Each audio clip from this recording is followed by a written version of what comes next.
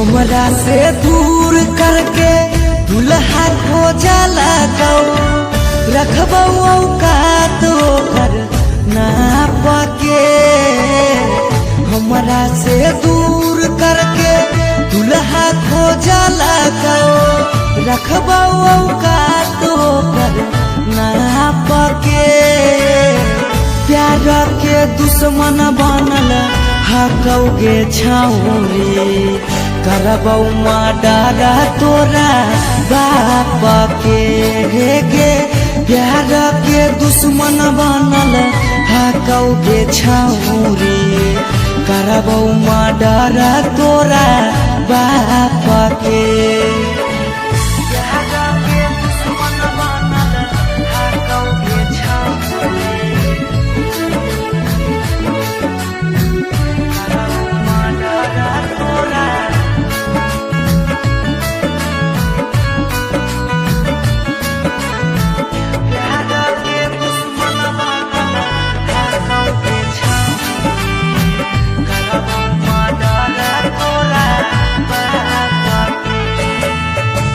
जितनी ज्यादा तोरा पर रखतौ पहारा उतने दुश्मनी हमरा से लेतौगे गहरा।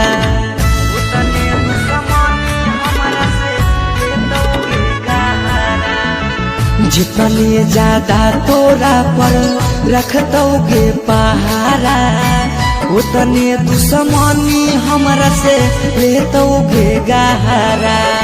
सुनले कहानी होमी पटरी नहीं रहलै कबो नेवला से पगली साप के।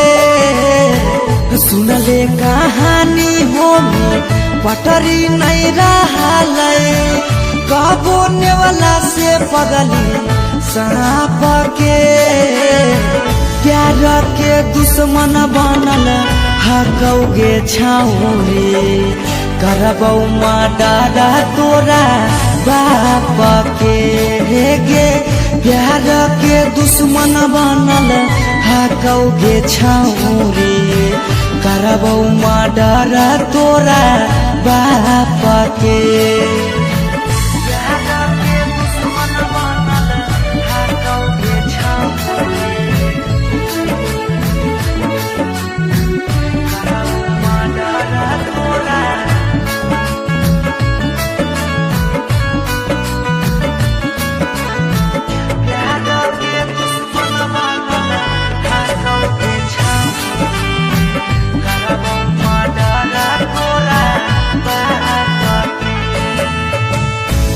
जितना तड़पोहियौ उतने तड़पैबौ ई मत सोची हो कि हम भूल जाइबौ।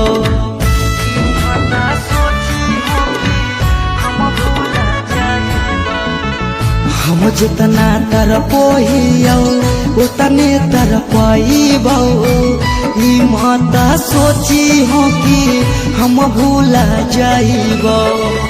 पीयू सौरभ सुमन माफ नहीं करतौ धोखा कैला दारा के।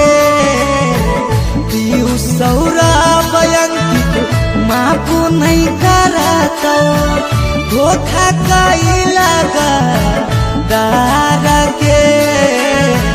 प्यार के दुश्मन बनल हकौगे छौरी करबौ मर्डर तोरा बाप के। गे प्यार के दुश्मन बनल हकौगे छौरी करबौ मर्डर तोरा बाप के।